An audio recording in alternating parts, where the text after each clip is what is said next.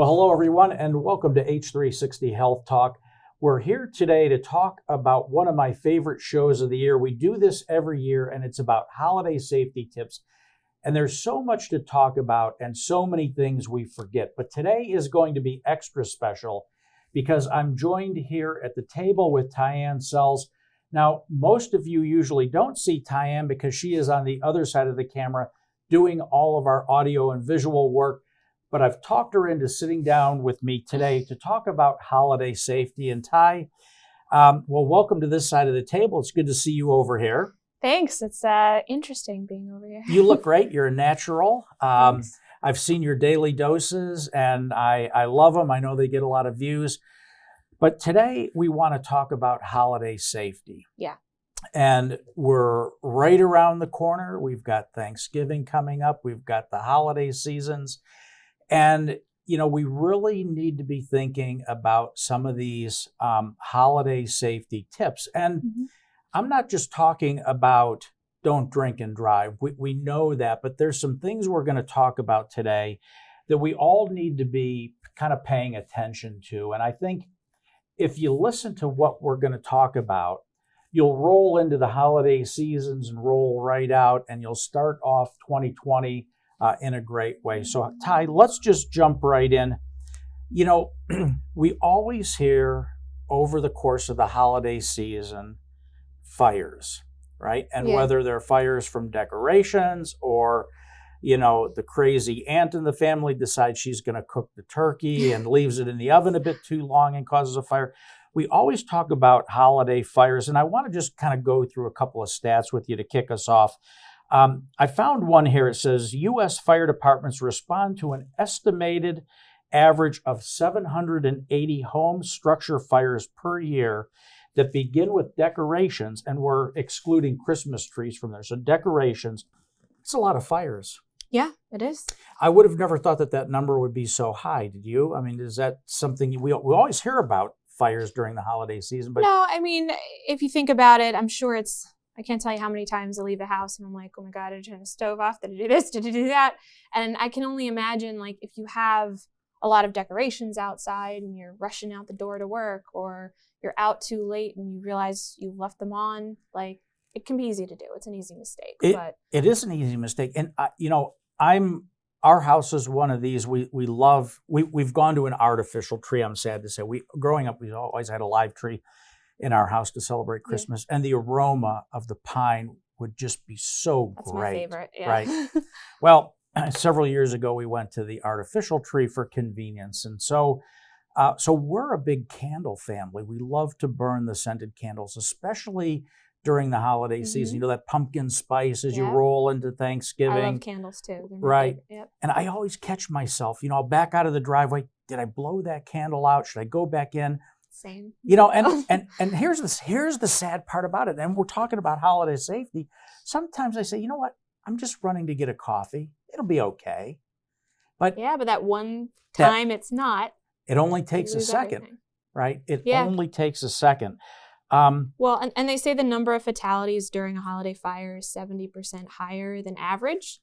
So, I mean, people, it's almost more dangerous around this season to leave you should never leave a candle unattended, but it's even worse. Well, you know, and sticking with the candle analogy, even when you go to sleep at night, blow the candle out. Yeah. Right. And, you know, cooking over the holidays, especially if you have a gas stove or a gas oven, you know, with all the hustle and bustle and people coming in and out and, you know, trying to make everything perfect, sometimes that flame might go out, but the gas is still on. Yeah. You got to pay special attention and carefulness to that. And it's also, when it comes to candles, I think a lot of times we picture something catching on fire with the candle itself. But the candle, if it burns too low, that enclosure that it's in can bust, you know, and then you've got hot wax everywhere. You've got perhaps damaged property. Like, you need to consider that as well. So it's not just always like a curtain catching or anything. So here we go. Tip number one, we're talking about holiday safety here. And our first category is avoiding fires. So tip number one, if you have a real Christmas tree, if you're a family that celebrates Christmas and you have a real tree, with lights on it. Don't let the tree dry out. And this is really important. It's something that, you often forget in the hustle and bustle of Christmas. You let the tree go dry and the needles get dry, and then you have an issue on your hands. Yep. It's way more flammable. Yep. So. Okay, tip number 2. What do you have for me, Ty? Always unplug Christmas tree lights before you go to bed or before you leave for work. That's whether or not the tree is real. So no matter if it's an artificial tree or a real one, always unplug the lights if you're not going to be home. Yep, absolutely. And going with that unplugging of the light theme, outdoor lights, equally important to unplug those. I know we put some lights on the front of the house and I never get up on the ladder. Too many stories for another episode of Health Talk of why you shouldn't do your own Christmas lights and get up on the ladder, especially with no experience. But always unplug those lights on the outside decorations as well. Mm-hmm. Now, I like this next one particularly, and this one's for my brother Dan and my sister-in-law Patty, because they live in New Orleans. And they're really big into frying their turkeys, these fryolators. So and good. they are so good, but can be so dangerous on a number of different fronts.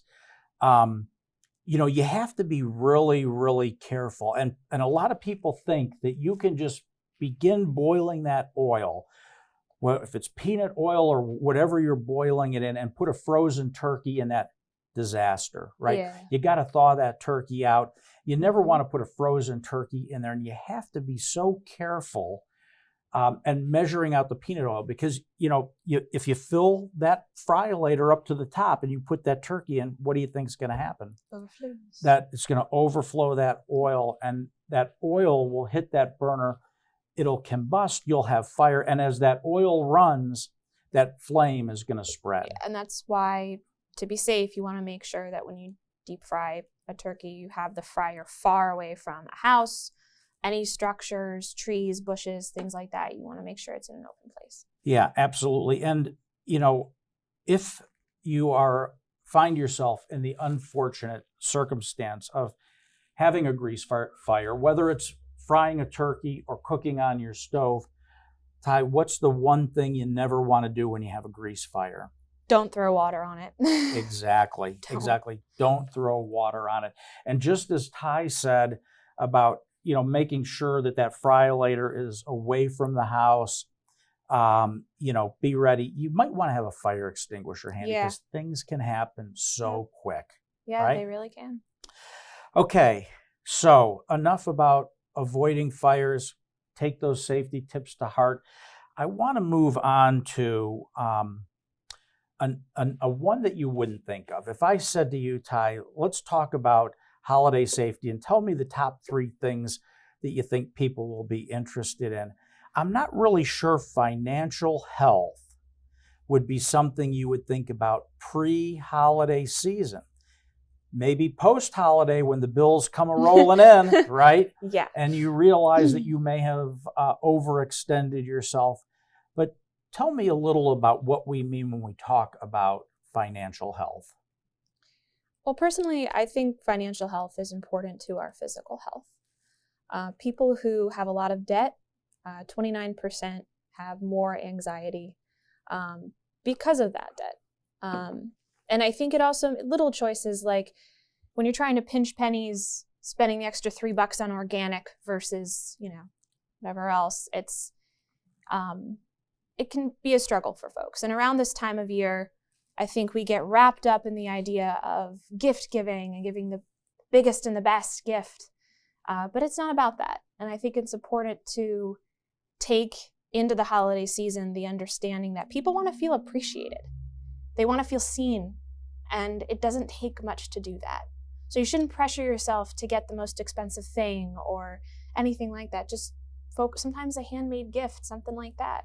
On average, Americans have over $1,000 worth of debt when the holiday season is over, and the average American is going to spend over $800 around this time of year. Wow. So, that's a lot of money, and most of those people who accrue about $1,000 worth of debt aren't going to pay it off in the first 3 months.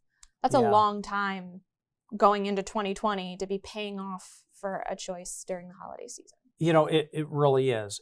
But what people don't think about is that compounded annual interest. right, that occurs on some of your credit cards. And I see a lot of people falling into the trap, whether they go to a home improvement center or a toy store. They're always trying to sell me on, sign up for our credit card. You get 15% off your purchase today, or no annual fee. Well, that's true. There might not be an annual fee, but that doesn't talk about the compounded annual interest. So many of these cards charge, $100, or depending on the card and the benefits of the card, anywhere from maybe, I'd say, I don't really know, but $20 to maybe a couple of $100 for an annual fee. And they'll waive that one-time fee, but then they get you sucked in, and then that's 26 or 27% compounded annual interest. That's a lot of money, and it adds up. What a great segment. Holiday safety tips with Ty and Dave. Have a great holiday season. Think about these tips. And we're going to be back in the new year with some really exciting shows, some really exciting partnerships we're going to be announcing with some local neighbors of ours in the hospital setting. So stay tuned for that. You're going to see a lot of fresh faces on Health Talk and a lot of great things to come. So we're going to sign off and wish everybody a healthy and happy holiday season.